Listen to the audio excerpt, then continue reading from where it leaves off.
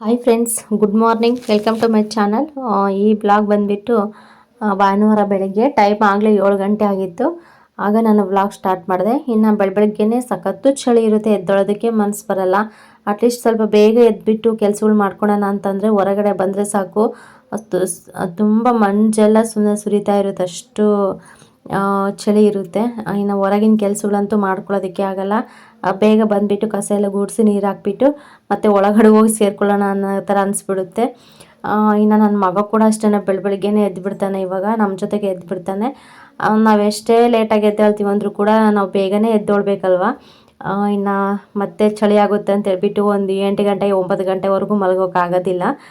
ಅದಕ್ಕೋಸ್ಕರ ಹಳ್ಳಿ ಅಂದಮೇಲೆ ಗೊತ್ತಲ್ವ, ಸ್ವಲ್ಪ ಬೇಗನೆ ಎದ್ದೊಳ್ಬಿಡ್ತಾರೆ ಎಲ್ಲರೂ ಕೂಡ. ನಾವು ಕೂಡ ಅಷ್ಟೇ, ಕೆಲಸ ಇರಲಿ ಇಲ್ಲದೇ ಇರಲಿ, ನಾವು ಎದ್ದೊಳ್ಳೋ ಟೈಮ್ ಕರೆಕ್ಟಾಗಿ ನಾವು ಎದ್ದೊಳ್ಳೇಬೇಕಾಗುತ್ತೆ. ಇನ್ನು ನನ್ನ ಮಗ ಕೂಡ ಆಟಾಡ್ತಾ ಇದ್ದ ಅವ್ರ ಅಪ್ಪಾಜಿ ಜೊತೆ. ನೋಡ್ತಾ ಇರ್ಬೋದು ಎಷ್ಟು ಚೆನ್ನಾಗಿ ಆಟಾಡ್ತಾನೆ ಅಂತ ಹೇಳ್ಬಿಟ್ಟು. ಅವ್ನಿಗೇನು ಆಟ ಇಷ್ಟ ಬರುತ್ತೋ ಆಟ ಆಡ್ತಾನೆ ಇರ್ತಾನೆ ಅವನು. ಇನ್ನು ಅವರು ಅಪ್ಪ ಅಮ್ಮಗೆ ಆಟಾಡ್ತಾಯಿದ್ರು. ಇನ್ನು ಟೈಮ್ ಆಗಿತ್ತು ಆಗಲೇ, ಮತ್ತೆ 7:30ವರೆಗೂ ಸುಮ್ಮನೆ ಟೀ ಮಾಡ್ಕೊಂಡು ಕುಡಿದು ಸುಮ್ಮನೆ ಇದ್ದೆ ನಾನು. ಸ್ವೆಟ್ರ್ ಹಾಕ್ಕೊಂಡು ಸುಮ್ಮನೆ ಕೂತ್ಕೊಬಿಟ್ಟಿದ್ದೆ. ನಾನೇನು ಸ್ವಲ್ಪ ಲೇಟಾಗಿ ಮಾಡ್ಕೊಳೋಣ ಟಿಫನ್ ಏನಾದರೂ ಅಂತ ಹೇಳಿ. ಇನ್ನು ಆಗಲೇ ನನ್ನ ಮಗ ಕೇಳೋಕ್ಕೆ ಸ್ಟಾರ್ಟ್ ಮಾಡ್ದೆ. ಇನ್ನು ಬಿಡು ಮಾಡಿಬಿಡೋಣ ಅಂತ ಹೇಳಿಬಿಟ್ಟು ಸ್ವಲ್ಪ ಅವಲಕ್ಕಿ ಮನೇಲಿ ಇನ್ನೂ ಸ್ವಲ್ಪ ಅವಲಕ್ಕಿ ಇತ್ತು, ಅದಕ್ಕೋಸ್ಕರ ಅವಲಕ್ಕಿ ಮಾಡೋಣ ಅಂತೇಳಿ ಅವಲಕ್ಕಿ ಮಾಡ್ತಾಯಿದ್ದೀನಿ. ಏನಿಲ್ಲ, ಸಿಂಪಲಾಗೆ ಸುಮಾರು ಸರ್ತಿ ತೋರಿಸಿದ್ದೀನಿ. ನಾನು ಜಾಸ್ತಿ ಏನು ತೋರ್ಸೋಕೆ ಹೋಗಲ್ಲ ಅದನ್ನು. ಇನ್ನು ಸ್ವಲ್ಪನೇ ಮಾಡ್ಕೊಂಡಿದ್ದು, ಒಂದು ಟೈಮ್ಗೆ ಆಗುತ್ತೆ ಅಂತ ಹೇಳಿ. ಇನ್ನು ಮಧ್ಯಾಹ್ನಕ್ಕೆ ಏನಾದರೂ ಬಿಸಿದು ಮಾಡ್ಕೊಳೋಣ ಅಂತ ಹೇಳಿ ಸ್ವಲ್ಪನೇ ಮಾಡಿದೆ ಅವಲಕ್ಕಿ. ರಾಗಿ ಹಸಿಟ್ಟಂತೂ ಖಾಲಿ ಆಗಿಬಿಟ್ಟಿದೆ ನಮ್ಮ ಮನೆಯವರಂತೂ. ಬರೀ ಟಿಫನ್ ತಿಂದು ತಿಂದು ಸಾಕಾಗಿಬಿಟ್ಟಿದೆ, ಅನ್ನ ಸಾಂಬಾರು ಅದು ಇದು. ನನಗೂ ಅಷ್ಟೇ ತುಂಬ ತಿನ್ನೋಕ್ಕೆ ಆಗ್ತಾಯಿಲ್ಲ, ಸುಮ್ಮನೆ ಆ ಥರ ಆಗ್ತಾಯಿದೆ. ರಾಗಿ ಹಸಿಟ್ಟೆಲ್ಲ ಖಾಲಿಯಾಗಿದೆ. ಚಿಕ್ಕಮ್ಮ ಬಂದುಬಿಟ್ಟು ಅವರು ಪಾಪ ಕೆಲ್ಸಕ್ಕೆ ಹೋಗ್ತಾ ಇದ್ದಾರೆ, ಅವ್ರಿಗೂ ಕೂಡ ಟೈಮ್ ಸಿಗ್ತಾ ಇಲ್ಲ ಎಲ್ಲ ಮಿಷಿನ್ಗೆ ಹಾಕ್ಸಿ ತೊಗೊಂಬರೋಣ ಅಂತಂದರೆ. ಅವ್ರ ಮನೆಯಲ್ಲೂ ಕೂಡ ಖಾಲಿಯಾಗಿದೆ. ಅದಕ್ಕೋಸ್ಕರ ಸ್ವಲ್ಪ ಚಿಕ್ಕಮ್ಮ ಬೇರೆಯವ್ರ ಮನೆಯಲ್ಲೆಲ್ಲ ಇಸ್ಕೊಬಂದು ಅವ್ರ ನೈಟ್ ಚಿಕ್ಕಪ್ಪನಿಗೆ ಮುದ್ದೆ ಮಾಡಿಕೊಡ್ತಾ ಇದ್ದಾರೆ. ನಮ್ಮ ಚಿಕ್ಕಪ್ಪನಿಗಂತೂ ಕಂಪಲ್ಸರಿ ಬೇಕೇ ಬೇಕು. ಇನ್ನು ಅದಕ್ಕೋಸ್ಕರ ಇನ್ನೊಂದು 2 ದಿನ ಬಿಟ್ಕೊಂಡು ರಜಾ ಹಾಕಿ ಮಾಡ್ತೀನಿ, ರಾಗಿ ಎಲ್ಲ ಮಾಡಿಸ್ಬಿಟ್ಟು ಮಿಷಿನ್ಗೆ ಹಾಕ್ಸ್ಕೊಬರೋಣ ಅಂತ ಹೇಳಿ ಹೇಳ್ತಾಯಿದ್ರು. ಇನ್ನು ಸುಮ್ಮನೆ ಆಗಿದ್ದೀನಿ. ಇನ್ನು ಮಧ್ಯಾಹ್ನಕ್ಕೆ ಬಂದುಬಿಟ್ಟು ಸ್ವಲ್ಪ ಆಲೂಗೆಡ್ಡೆ ಇದ್ದು, ಆಲೂಗೆಡ್ಡೆ ತೊಗೊಂಡು ಒಂದು ವಾರ ಮೇಲಾಯಿತು. ಮತ್ತು ಅದು ಮೊಳಕೆ ಬಂದುಬಿಡುತ್ತೆ ಅಂತ ಹೇಳ್ಬಿಟ್ಟು ಸೇರಟು ಹೋಳಾಗಿ ಕಟ್ ಮಾಡಿಬಿಟ್ಟು ಬೇಯಿಸಿದ್ದೆ. ಬೇಯಿಸಿದ ಮೇಲೆ ಸ್ವಲ್ಪ ತಣ್ಣೀರಲ್ಲಿ ಹಾಕ್ಬಿಡ್ತೀನಿ, ಬೇಗ ಸಿಪ್ಪೆ ಬಿಟ್ಕೊಬಿಡುತ್ತೆ. ಮತ್ತು ಬಿಸಿನೀರಲ್ಲೇ ಬಿಡ್ಸೋಕೋದ್ರೆ ಸಿಪ್ಪೆ ಬರೋದಿಲ್ಲ. ಅದು ಆಲೂಗೆಡ್ಡೆ ಇರುತ್ತೆಲ್ಲ ಸ್ವಲ್ಪ ಎಲ್ಲ ತುಂಡಾಗಿ ಹೋಗ್ಬಿಡುತ್ತೆ. ಈ ಥರ ನಾವು ಬೇಯಿಸ್ಕೊಂಡ ತಕ್ಷಣವೇ ಆಲೂಗೆಡ್ಡೆನ ತಣ್ಣೀರಲ್ಲಿ ಹಾಕ್ಬಿಟ್ರೆ ಅದು ಚೆನ್ನಾಗಿ ಬರುತ್ತೆ. ಸಿಪ್ಪೆ ಕೂಡ ಈಸಿಯಾಗಿ ತೆಗಿಬೋದು. ಹಿಂಗೆ ಸ್ವಲ್ಪ ಒಂದು ಎಳೆ ಎಳೆದ್ಬಿಟ್ರೆ ಸಾಕು, ಎಲ್ಲ ಸಿಪ್ಪೆ ಕೂಡ ಬಂದುಬಿಡುತ್ತೆ. ಇನ್ನು ಅದಕ್ಕೋಸ್ಕರ ತಣ್ಣೀರಲ್ಲಿ ಕೂಡ ಹಾಕಿಟ್ಟಿದ್ದೆ. ಮತ್ತು ಆ ಚಪಾತಿಗೆ ಹಿಟ್ಟು ಕೂಡ ಕಲಸಿ ಆಗಲೇ ತುಂಬ ಹೊತ್ತಾಗಿತ್ತು, ಕಲಸಿ ಇಟ್ಬಿಟ್ಟಿದ್ದೆ ಸ್ವಲ್ಪ ಚೆನ್ನಾಗಿ ನೆನ್ಕೊಳ್ಳಿ ಅಂತ ಹೇಳಿ. ಇನ್ನು ಆಗಲೇ ಇವಾಗ ಒಗ್ಗರಣೆಗೆಲ್ಲ ಹಸಿರು ಮೆಣಸಿನ್ಕಾಯಿ, ಟೊಮೊಟೊ, ಈರುಳ್ಳಿ ಹಚ್ಕೊಂಡಿದ್ದೀನಿ. ಒಬ್ಬೊಬ್ಬರು ಒಂದೊಂದು ಥರ ಮಾಡ್ತಾರೆ ಆಲೂಗೆಡ್ಡೆ ಪಲ್ಯ, ಒಬ್ಬರು ಚೆನ್ನಾಗಿ ಮಾಡ್ತಾ ಇರ್ತಾರೆ. ಅದಕ್ಕೆ ಕಡಲೆ ಹಿಟ್ಟು ಅದೆಲ್ಲ ಏನೋ ಮಿಕ್ಸ್ ಮಾಡಿ ಮಾಡ್ತಾ ಇರ್ತಾರೆ. ಆ ಟೇಸ್ಟ್ ಗೊತ್ತಿಲ್ಲ ನನಗೆ ಹೆಂಗಿರುತ್ತೋ, ನಾನು ತಿಂದಿಲ್ಲ. ಏನೋ ನಾವು ಮಾಡೋದು ಮಾತ್ರ, ಅಂದರೆ ನಾನು ಮಾಡೋದು ಮಾತ್ರ ಇದೇ ಥರ ಅಷ್ಟೇ, ಸಿಂಪಲಾಗಿ ಮಾಡ್ತೀನಿ. ಅದೆಲ್ಲ ಕಡಲೆ ಹಿಟ್ಟು ಬೇಕಂದರೆ ಇವಾಗ ಒಂದು ಪಾಕೆಟ್ ತರಿಸ್ಬೇಕಾಗುತ್ತೆ. ಒಂದು ಸ್ವಲ್ಪದಕ್ಕೋಸ್ಕರ ಇನ್ನೇನು ಅದೆಲ್ಲ ಇದು ಮಾಡೋದಂತ ಹೇಳಿ ನಾನು ಯಾವ ಥರ ಫಸ್ಟಿಂದ ಮಾಡ್ಕೊಂಬಂದಿದ್ದೀನಿ ಅದೇ ಥರನೇ ಮಾಡ್ತಾಯಿರ್ತೀನಿ. ಇವಾಗ ನೋಡ್ತಿರ್ಬೋದು ಬೇಗನೆ ಆಯಿತು ಸಿಪ್ಪೆ ತೆಗ್ದಿರೋದೆಲ್ಲ.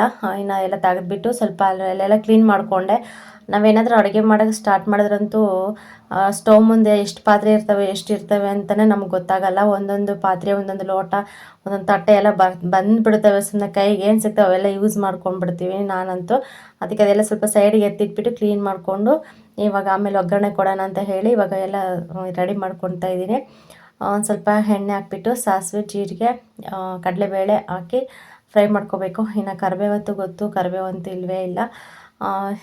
ಮತ್ತು ಸ್ವಲ್ಪ ಹಸಿರು ಮೆಣಸಿನ್ಕಾಯಿ ಕೂಡ ಸ್ವಲ್ಪ ದೊಡ್ಡ, ಅಂದರೆ 2 ಹೋಳು ಮಾಡಿದೆ ಅಷ್ಟೇ. ಸ್ವಲ್ಪ ಚೆನ್ನಾಗಿ ಕಾಣಿಸುತ್ತೆ. ಮತ್ತು ತಿನ್ನುವಾಗ ಕೂಡ ತಿನ್ಬೋದು. ಹಸಿರು ಮೆಣಸಿನ್ಕಾಯಿ ಸ್ವಲ್ಪ ಎಣ್ಣೆಗೆ ಫ್ರೈ ಆಗಿರುತ್ತಲ್ಲ, ಅದು ಚೆನ್ನಾಗಿರುತ್ತೆ ತಿನ್ನೋಕ್ಕಂತ ಹೇಳಿ ನಾನು ಉದ್ದುದ್ದಕ್ಕೆ ಕಟ್ ಮಾಡಿಕೊಂಡೆ.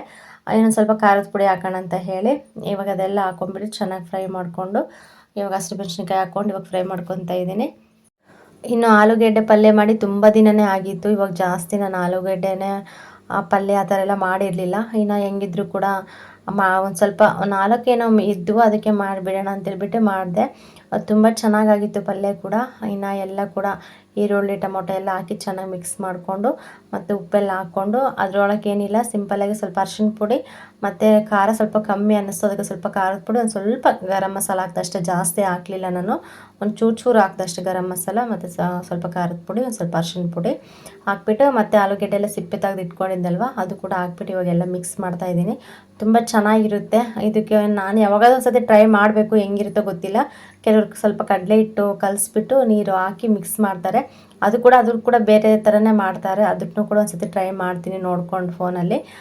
ಸದ್ಯಕ್ಕೆ ನಾನು ಇದೇ ಥರನೇ ಯಾವಾಗಲೂ ಮಾಡೋದು. ಅದು ಯಾವಾಗಲೂ ಕೂಡ ನಾನು ಟ್ರೈ ಮಾಡಿಲ್ಲ, ಫಸ್ಟ್ ಕಡಲೆ ಹಿಟ್ಟು ಹಾಕಿ ಮಾಡೋದು. ನೋಡೋಣ, ಅಂತ ಅನಿಸಿದ್ರೆ ಮಾಡ್ತೀನಿ ಒಂದು ಸತಿ. ಸದ್ಯಕ್ಕೆ ಇದೇ ಥರನೇ ಮಾಡಿದೆ. ಇನ್ನು ಮಧ್ಯಾಹ್ನ ಕೂಡ ಆಗಿತ್ತು.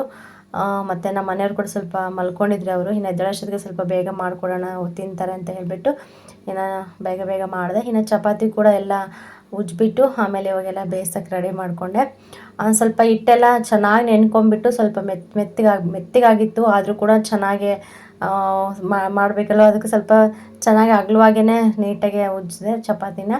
ಇನ್ನು ಎಣ್ಣೆ ಹಾಕ್ತಾಯಿಲ್ಲ, ಸುಮ್ಮನೆ ಪ್ಲೇನಾಗೆ ಸುಡ್ತಾಯಿದ್ದೀನಿ. ಮತ್ತು ಎಣ್ಣೆ ಕೂಡ ಹಾಕಿದ್ರು ಕೂಡ ಸ್ವಲ್ಪ ನಾನು ಹಿಟ್ಟು ಕಲಿಸ್ಬೇಕಾದ್ರೆ ಒಂದು ಸ್ವಲ್ಪ ತುಪ್ಪ ಹಾಕಿ ಕಲಿಸಿದ್ದೆ, ಚೆನ್ನಾಗಿರುತ್ತೆ ಅಂತ ಹೇಳಿ. ಇನ್ನು ತುಪ್ಪ ಹಾಕಿದ್ನಲ್ಲ, ಇನ್ನು ಎಣ್ಣೆ ಕೂಡ ಹಾಕೋಕ್ಕೆ ಹೋಗಲಿಲ್ಲ. ಇನ್ನು ಭಾನುವಾರ ಆಗಿರೋದ್ರಿಂದ ನನ್ನ ತಮ್ಮ ಕೂಡ ರಜೆ ಹಾಕಿದ್ದ, ಮತ್ತು ಅವನು ಕೂಡ ತಿಂತಾನೆ ಅಂತ ಹೇಳ್ಬಿಟ್ಟು ಅವನಿಗೆ ಎಣ್ಣೆ ಹಾಕಿ ಮಾಡೋ ಚಪಾತಿ ತಿನ್ನಲ್ಲ ಅವನು. ಇನ್ನು ಅದಕ್ಕೋಸ್ಕರ ನಾನು ಎಲ್ಲ ಕೂಡ ಎಣ್ಣೆ ಹಾಕಿದೆ, ಹಾಗೆ ನೀಟಾಗೆ ಸುಟ್ಬಿಟ್ಟೆ ಚಪಾತಿ ಎಲ್ಲ. ತುಂಬ ಚೆನ್ನಾಗಿದ್ದು. ಸ್ವಲ್ಪ ನೀಟಾಗೆ ಸುಡಬೇಕು, ಯಾಕೆಂದರೆ ಒಣ ಚಪಾತಿ ಅಂದಮೇಲೆ ಸ್ವಲ್ಪ ಬೇಗ ಇದಾಗಲ್ಲ. ಸ್ವಲ್ಪ ಸ್ಟವ್ ಕೂಡ ಸೆಂಟ್ರಲ್ಲೇ ಜಾಸ್ತಿ ಉರಿತಾ ಇರುತ್ತೆ, ಸುತ್ತಲೂ ಜಾಸ್ತಿ ಉರಿಯಲ್ಲ ಅಲ್ವಾ, ಅದಕ್ಕೋಸ್ಕರ ಅದು ಎಲ್ಲ ನಾವು ಚಪಾತಿ ಸುಡಬೇಕಾದ್ರೆ ನೀಟಾಗಿ ಎಲ್ಲ ಸುಟ್ಟಿಲ್ಲ ಅಂತ ಹೇಳ್ಬಿಟ್ಟು ಅದೆಲ್ಲ ಸ್ವಲ್ಪ ನೋಡಿಕೊಂಡು ಸುಡಬೇಕು ನೀಟಾಗಿ, ಇಲ್ಲಾಂದರೆ ಒಂಥರ ಇದಾಗಿಬಿಡುತ್ತೆ. ಲಾಸ್ಟಲ್ಲೆಲ್ಲ ಮೆತ್ತಗಿರುತ್ತೆ, ಮತ್ತು ಸೆಂಟ್ರಲ್ಲೆಲ್ಲ ಸ್ವಲ್ಪ ಉರಿ ಜಾಸ್ತಿ ಇರುತ್ತಲ್ಲ, ಸ್ವಲ್ಪ ಗಟ್ಟಿ ಥರ ಆಗಿಬಿಡುತ್ತೆ, ಸ್ಮೂತ್ ಬರಲ್ಲ ಚಪಾತಿ ಬೇಯಿಸ್ಬೇಕಾದ್ರೆ. ಅದಕ್ಕೋಸ್ಕರ ನೋಡಿಕೊಂಡು ನಾನು ಚಪಾತಿ ಮಾಡ್ತಾಯಿರ್ತೀನಿ ಯಾವಾಗಲೂ ಅಷ್ಟೇ. ಟೈಮ್ ಹಿಡಿಸುತ್ತೆ, ಟೈಮ್ ಜಾಸ್ತಿನೇ ತೊಗೊಳುತ್ತೆ ಆ ಥರ ಇದು ಮಾಡಬೇಕಾದ್ರೆ. ಪರವಾಗಿಲ್ಲ, ಮತ್ತು ಸ್ವಲ್ಪ ಹೊಟ್ಟೆ ನೋವು ಬರಲ್ಲ, ಏನಿಲ್ಲ, ಚೆನ್ನಾಗಿ ಬೇಯಿಸ್ಬೇಕಂತ ಹೇಳ್ಬಿಟ್ಟು ಟೈಮ್ ಆದರೂ ಪರವಾಗಿಲ್ಲ, ನಾನು ನೀಟಾಗೆ ಬೇಯಿಸ್ತೀನಿ ಚಪಾತಿ ಕೂಡ. ಇನ್ನು ನನ್ನ ಮಗ ಕೂಡ ಆಟಾಡಿ ಸ್ವಲ್ಪ ಹಂಗೆ ಮಲ್ಕೊಂಡ್ಬಿಟ್ಟಿದ್ದ ಅವನು ಕೂಡ. ಇನ್ನು ಅವನು ಜೋಲಿಗೆ ಹಾಕ್ಬಿಟ್ಟು ನಾನು ಕೆಲಸ ಎಲ್ಲ ಮಾಡಿದೆ. ಇನ್ನು ಕೆಲಸ ಎಲ್ಲ ಮುಗಿಯೋಷ್ಟೊತ್ತಿಗೆ ಸ್ವಲ್ಪ ಲೇಟ್ ಆಯಿತು. ಇನ್ನು ಅಷ್ಟರಲ್ಲಿ ನನ್ನ ಮಗ ಕೂಡ ಎದ್ಬಿಟ್ಟ, ಯಾಕೋ ಗೊತ್ತಿಲ್ಲ. ಮತ್ತು ಕೆಳಕ್ಕೆ ಇಳಿಸ್ಬಿಟ್ಟು ಆಟಾಡ್ಸೋಣ ಅಂತಂದರೆ ಅವನು ಆಟಾಡಲಿಲ್ಲ. ಇನ್ನು ಸ್ವಲ್ಪ ನಿದ್ದೆ ಮಂಪ್ರಿತ್ತು ಅವನಿಗೆ. ಸುಮ್ಮನೆ ತೊಡೆ ಮೇಲೆ ಹಾಕ್ಕೊಂಡು ಸುಮ್ಮನೆ ತೊಡ್ಕೊ ಅಂತ ಹಾಗೆ ಕುಳಿತ್ಕೊಬಿಟ್ಟೆ. ನಾನು ಇನ್ನೂ ಸ್ವಲ್ಪ ಹೊತ್ತು ಮಲ್ಕೊತಾನೇನೋ. ಇನ್ನು ಕೆಲಸ ಎಲ್ಲ ಮುಗ್ದಿದೆ. ಇನ್ನು ಅವ್ನು ಯಾಕೆ ಸ್ವಲ್ಪ ಡಿಸ್ಟರ್ಬ್ ಮಾಡಿದೆ, ಇನ್ನೂ ಸ್ವಲ್ಪ ಹೊತ್ತು ಮಲ್ಕೊಳ್ಳಿ ಅಂತ ಹೇಳಿ ಇನ್ನು ಹಂಗೆ ಮಲಗಿಸ್ತಾ ಇದ್ದೆ. ಅವನು ಕೂಡ ಸ್ವಲ್ಪ ನಿದ್ದೆ ಮಂಪ್ರಲ್ಲೇ ಇದ್ದ. ಇನ್ನು ಬಿಸಿಲು ಕೂಡ ಸ್ವಲ್ಪ ಚೆನ್ನಾಗಿ ಬರ್ತಾ ಇತ್ತು. ಇನ್ನು ಕೆಲಸ ಎಲ್ಲ ಮುಗಿಸಿ ಇದಾದಮೇಲೆ ಸಂಜೆ ಆಯಿತು. ಸಂಜೆ ಆದಮೇಲೆ ದೀಪ ಕೂಡ ಹಚ್ಚಿದೆ. ಇವತ್ತು ಕೂಡ ಹೂವು ಸಿಕ್ಕಿದ್ವು ಚಿಕ್ಕಮ್ಮರ ಗಿಡದಲ್ಲಿ, ಸ್ವಲ್ಪ ದೊಡ್ಡ ದಾಸವಾಳ ಹೂವನ್ನೇ ಸಿಕ್ಕಿದ್ವು ಇವತ್ತು. ಓಕೆ ಫ್ರೆಂಡ್ಸ್, ಈ ವಿಡಿಯೋ ಇಷ್ಟ ಆದರೆ ಲೈಕ್ ಮಾಡಿ, ಕಮೆಂಟ್ ಮಾಡಿ, ಶೇರ್ ಮಾಡಿ.